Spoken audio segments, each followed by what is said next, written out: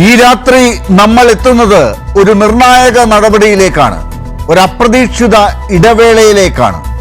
അത് പ്രഖ്യാപിച്ചത് ഡൽഹിയിലും ഇസ്ലാമാബാദിലുമല്ല, വാഷിംഗ്ടണിലാണ്. ഇന്ത്യയും പാകിസ്ഥാനും പൂർണ്ണമായും ഉടനടി അടിയന്തരമായി വെടിനിർത്തലിന് സമ്മതിച്ചു എന്ന് അമേരിക്കൻ പ്രസിഡന്റ് ഡൊണാൾഡ് ട്രംപ് എക്സിലൂടെ അറിയിക്കുന്നു. എന്നാൽ തോക്കുകൾ നിശബ്ദമാകുമ്പോൾ വലിയ ചോദ്യങ്ങൾ അതിലും ഉച്ചത്തിൽ ഉയരുകയാണ്.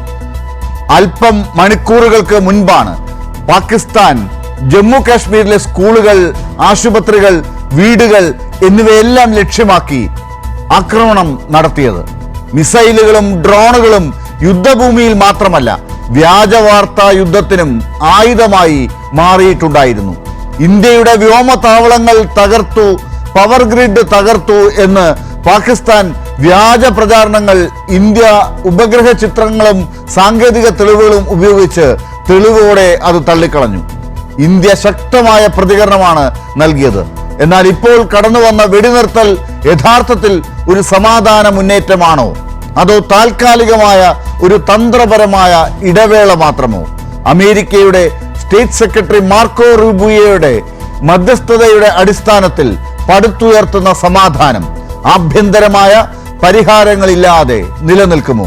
അതേസമയം ഭീകരവാദികളെ ഇക്കാലം അത്രയും മറഞ്ഞു നിന്ന് സംരക്ഷിക്കുകയായിരുന്നെങ്കിൽ പാകിസ്ഥാൻ അതിപ്പോൾ ഔദ്യോഗിക നയമായി മാറ്റിയിട്ടുണ്ട്. ഈ വെടിനിർത്തൽ പഹൽഗാമിലൂടെ ഇന്ത്യയുടെ മാഞ്ഞുപോയ സിന്ദൂരത്തിന് മറുപടിയാകുമോ?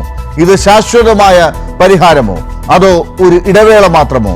അതിരുവിട്ട പാകിസ്ഥാനെ അയവില്ലാതെ നേരിട്ട ഇന്ത്യയിൽ യുദ്ധനാദങ്ങൾ താൽക്കാലികമായി നിശബ്ദമാകുമ്പോഴും പഹൽഗാമിൽ ഏറ്റ മുറിവുകൾ ചികിത്സിക്കപ്പെടാതെ തുടരുമ്പോഴും നമ്മൾ ചോദിക്കുന്നു, ഇന്ത്യ പാക് സമാധാനത്തെ യഥാർത്ഥത്തിൽ നിയന്ത്രിക്കുന്നത് ആരാണ്?